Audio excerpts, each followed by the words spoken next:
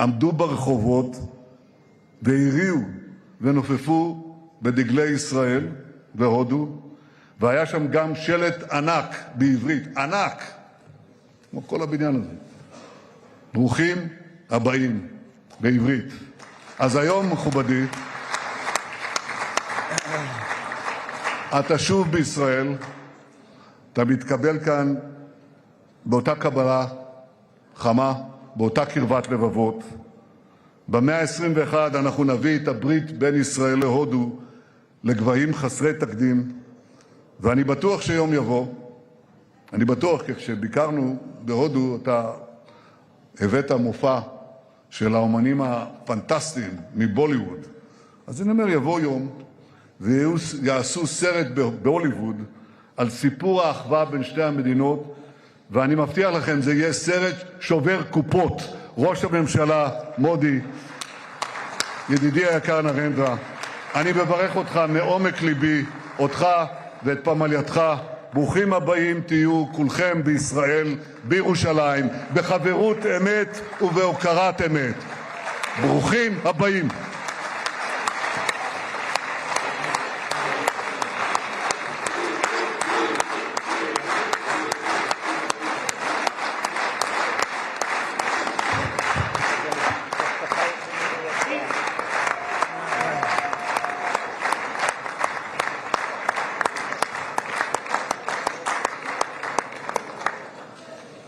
תודה לראש הממשלה, ואני מזמין כעת את ראש האופוזיציה, חבר הכנסת יאיר לפיד, לשאת דברים. בבקשה.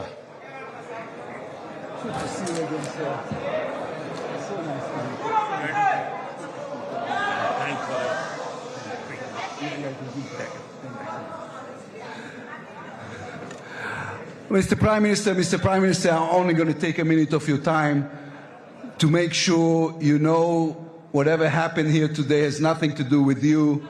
The entire state of Israel. Let's try and not make things worse. The entire state of Israel is filled with admiration to your leadership, to your friendship, to the fact that you were here for us in our time of trouble, and to the alliance, the eternal alliance between our two states. So thank you very much for being here, and we are all, both sides of the aisle, looking forward to hear your speech. Thank you so much, sir. Thank you.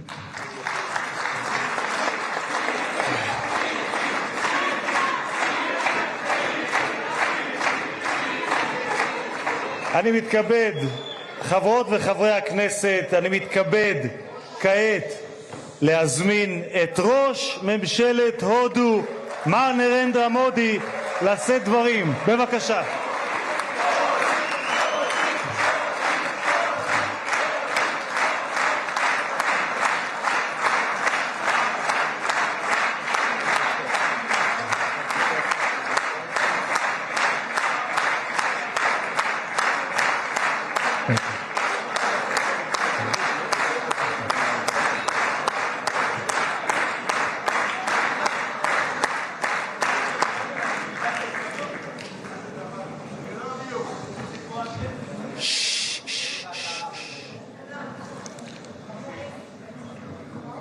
His Excellency Prime Minister Benjamin Netanyahu,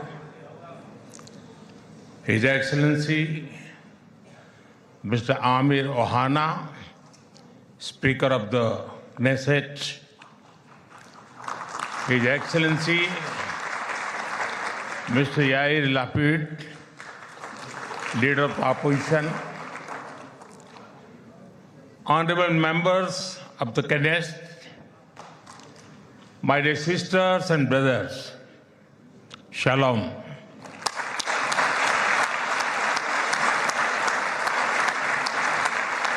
Namaste. Honorable members, it is a privilege and an honor for me to stand before this distinguished house. I do so as the Prime Minister of India and also as a representative of one ancient civilization addressing another. I bring with me the greetings of 1.4 billion Indians and a message of friendship, respect, and partnership. I thank you, Mr. Speaker, for your kind invitation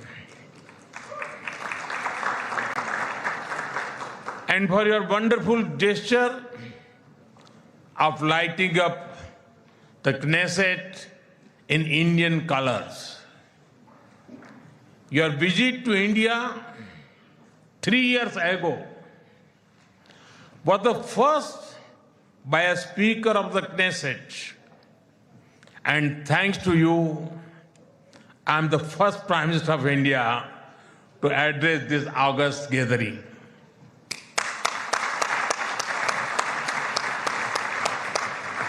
Nine years ago, I had the good fortune to be the first Prime Minister of India to visit Israel. And I'm very happy to be here again, returning to a land to which I have always felt drawn. After all,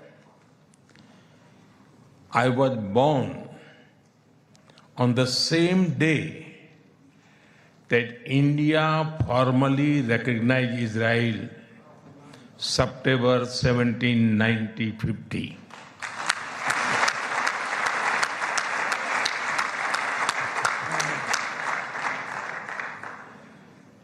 Honorable members, I also carry with me the deepest condolences of the people of India for every life lost and for every family whose world was shattered in the barbaric terrorist attack by Hamas on October 7. We feel your pain. We share your grief. India stands with Israel firmly, with full conviction in this moment and beyond.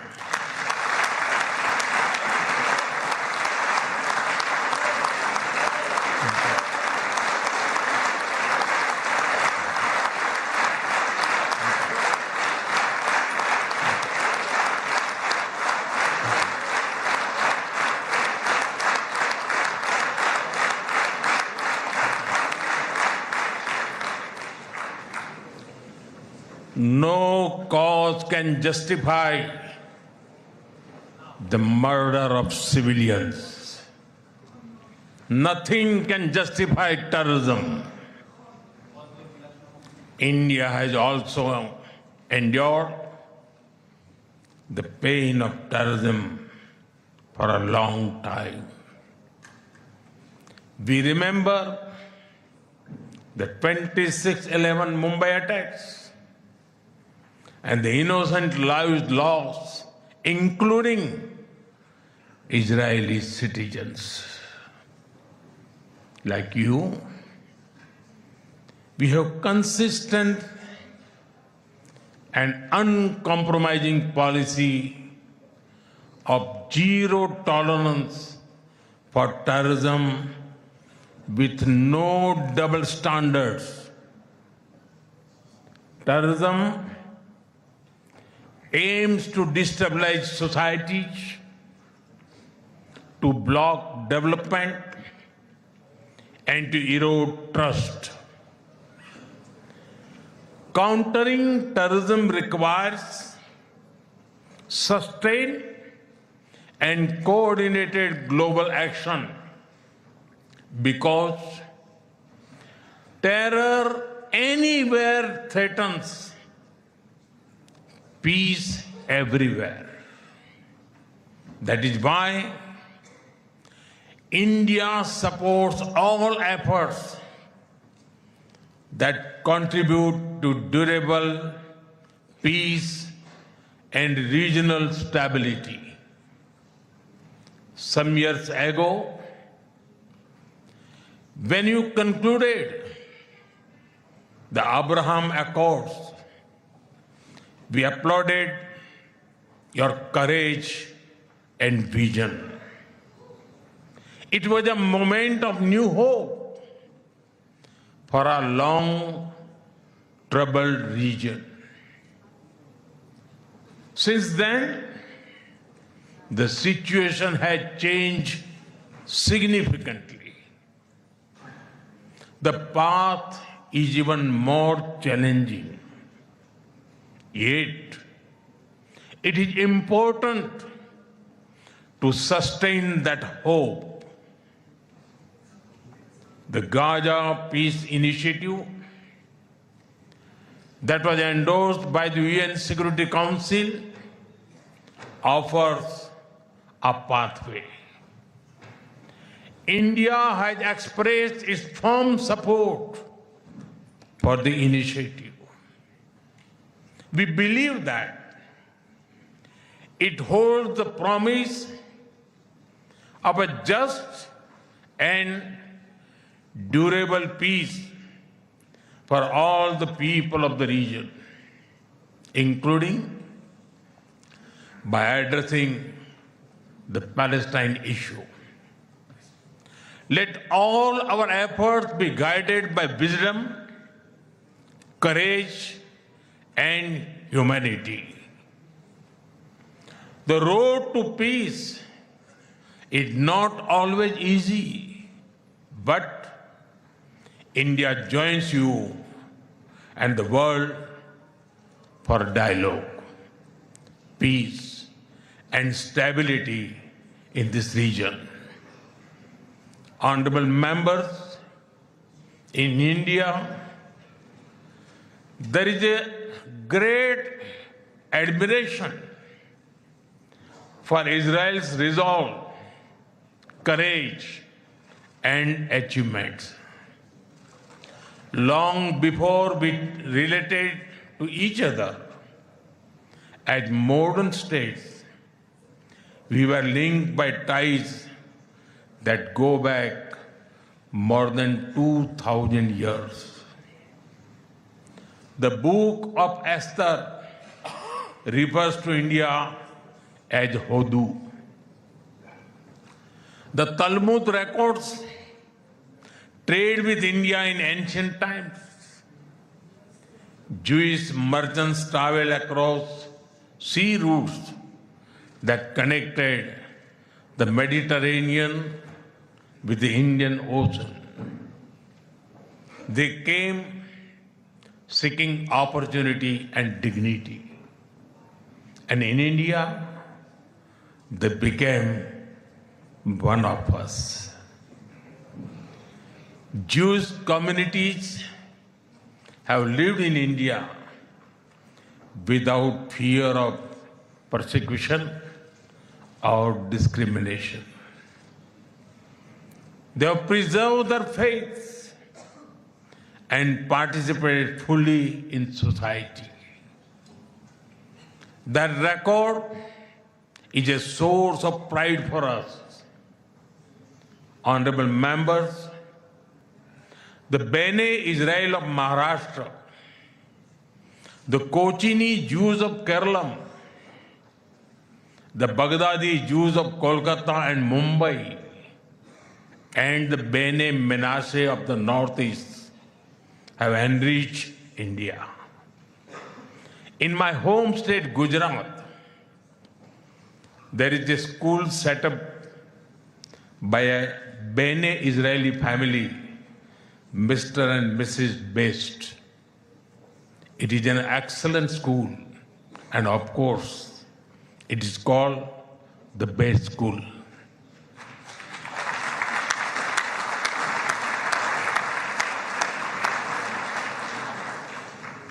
Edwin Myers gave shape to the film's division of India and was towering figure in the history of Indian cinema.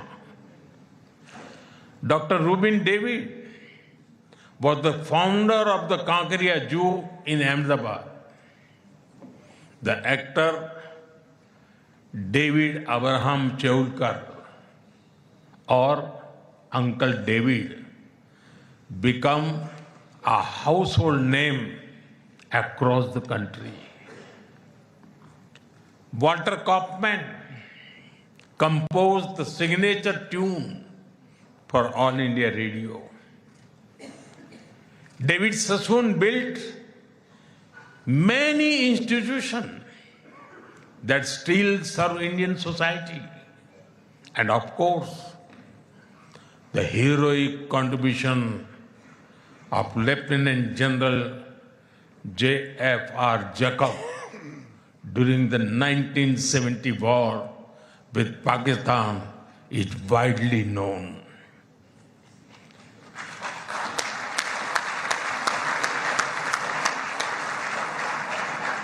I had the honor of working closely with him after his retirement. We discussed India-Israel relations, among many other things, over many cups of tea. There have been countless others whose contributions are woven into India's rich fabric of life. Honorable members, there was movement from India to Israel too, when many Indian Jews migrated to Israel in the mid-20th century. Today, a vibrant Indian origin Jewish community lives here. They are contributed to the building of modern Israel in laboratories and hospitals, in classrooms, and also on the battlefield. They hold firmly that Israel is their fatherland and India their motherland.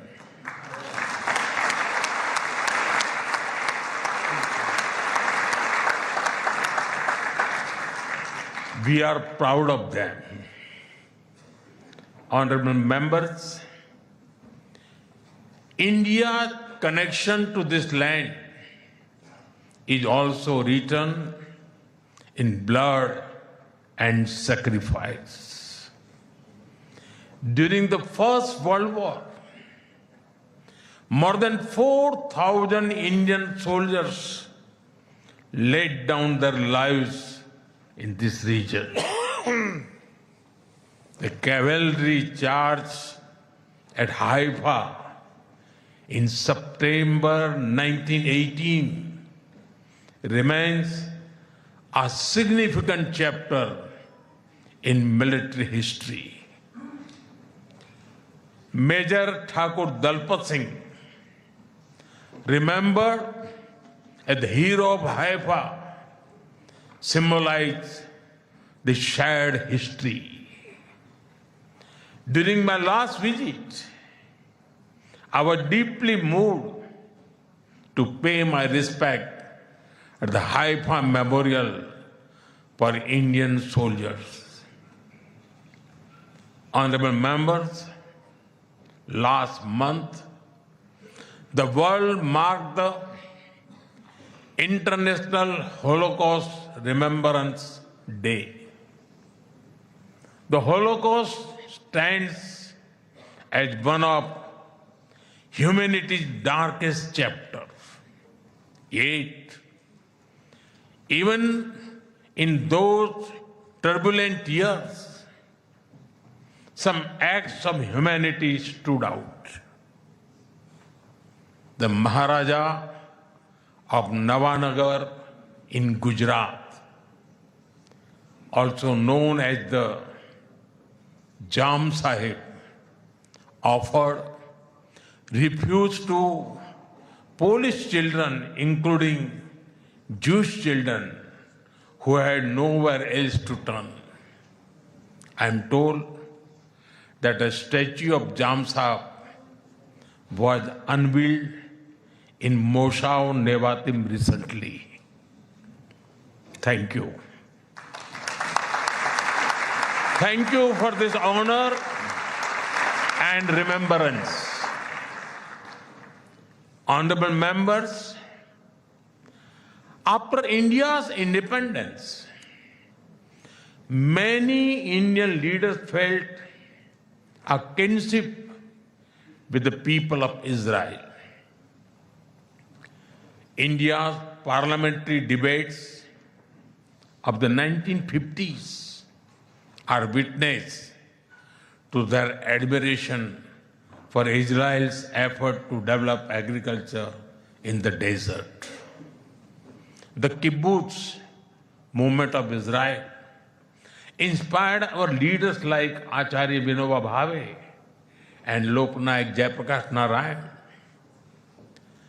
First in my home state Gujarat and now across India, I've seen the approach of per drop, more crop work wonders in agriculture. My own first visit to Israel was in 2006 as the Chief Minister of Gujarat. Later in 2017, during my visit to Israel as Prime Minister, our two countries elevated the relationship to a strategic partnership. Since then, our engagement has expanded in scale and scope, and we are committed to further consolidate this relationship across many sectors. Honorable members, for the last few years, India has been the fastest growing major economy in the world. Soon, we will be among the top 3 economies globally.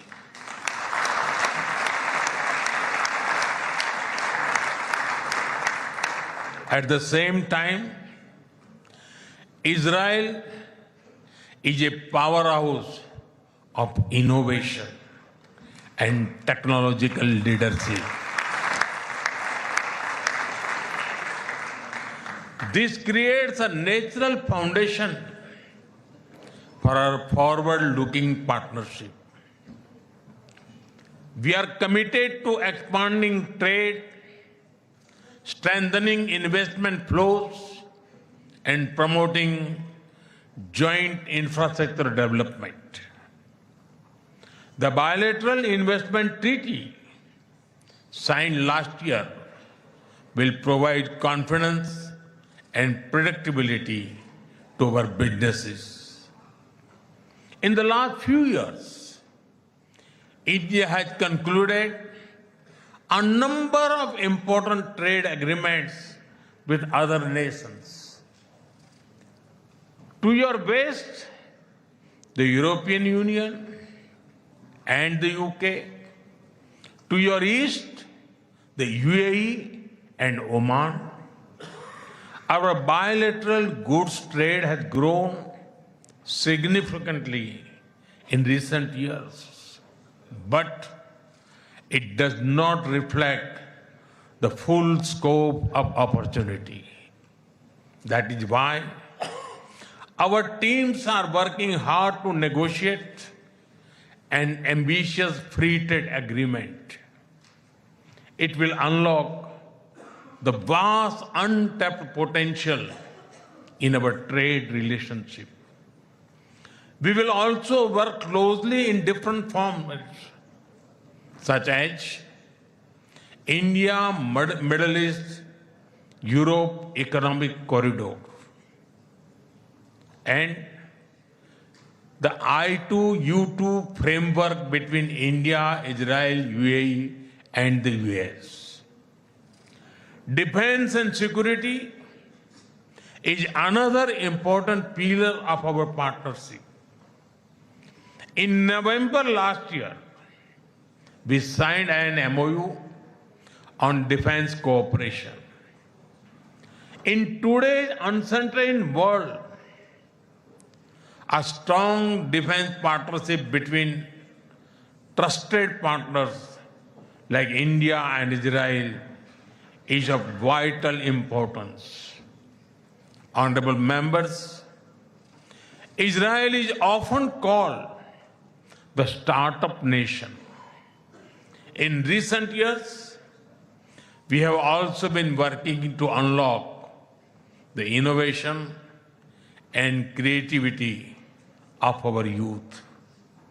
I recall that in 2018, Prime Minister Netanyahu and I inaugurated the I Create Technology Business Incubator in India.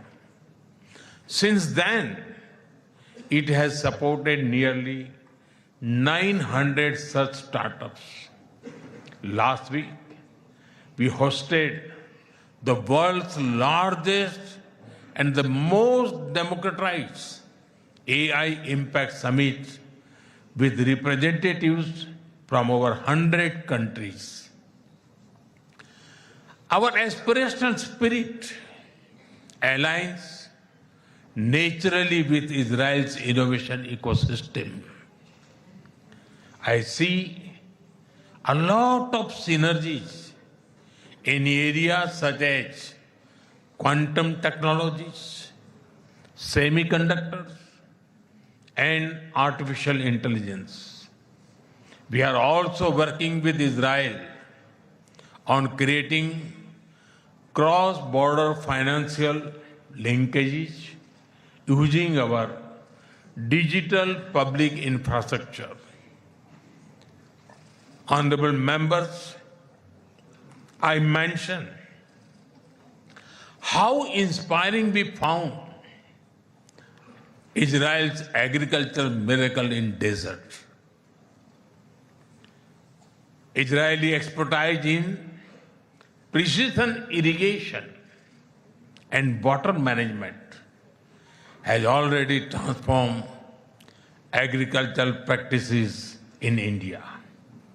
Together, we have established 43 centers of excellence across India that have provided training to more than 500,000 farmers.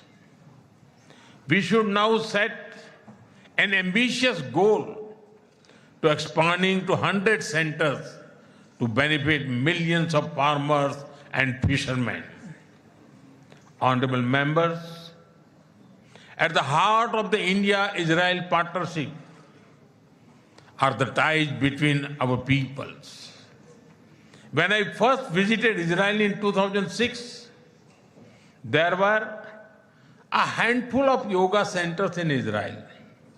Today, yoga seems to be practiced in almost every neighborhood. I am told that interest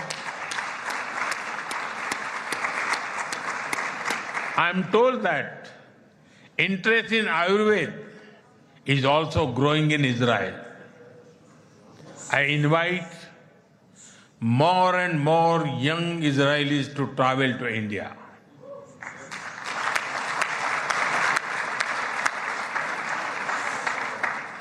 They will witness the dynamism of our society and experience what holistic wellness can do for the body and the mind. I'm happy to inform this August House that the Indian Parliament has set up a parliamentary friendship group for Israel. I invite you all to visit India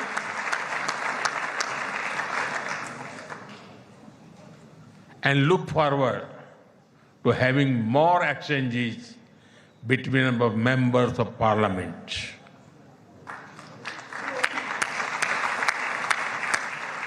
I am aware that Indian caregivers and skilled workers in Israel contribute immensely to families and communities.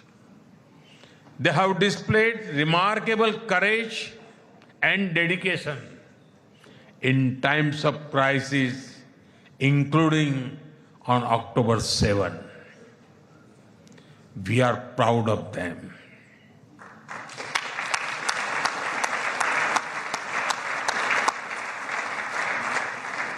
As the Jewish teachings reminds us, whoever saves one life saves the entire world.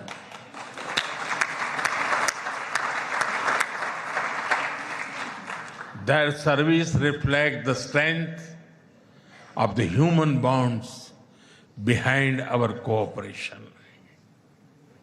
We will continue to facilitate the movement of workers and professionals across sectors that benefit both of our nations. Honorable members, we are both ancient civilizations,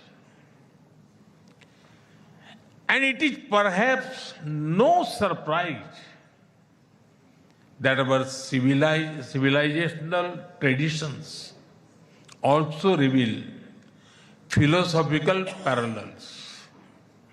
In Israel, the principle of Tikkun Olam speaks of healing the world.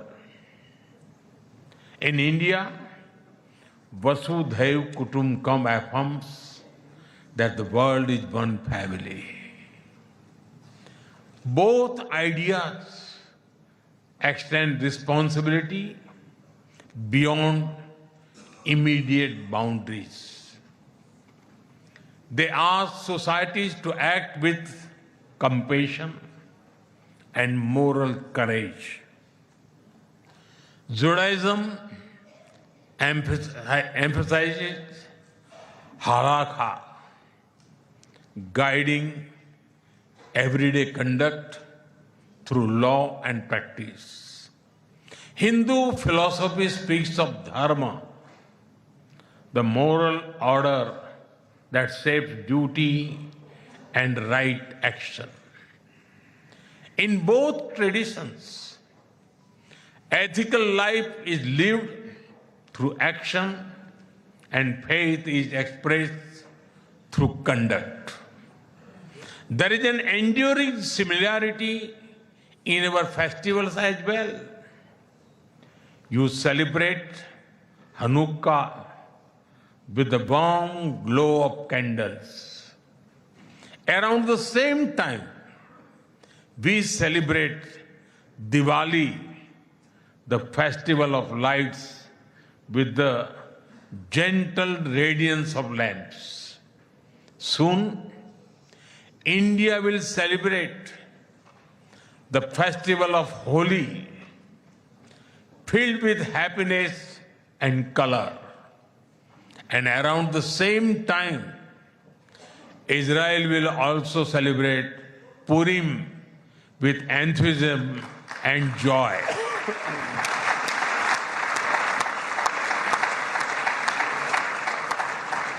Honorable members, our shared ideals are the deep foundations that give strength to our modern partnership. We are democracies shaped by history and focus on the future. Our partnership is grounded in shared experience and shared aspirations. Our strong partnership not only serves national interests, but also contributes to global stability and prosperity. Let us ensure that the friendship between India and Israel remains a source of strength in an uncertain world. Am Israel Chai.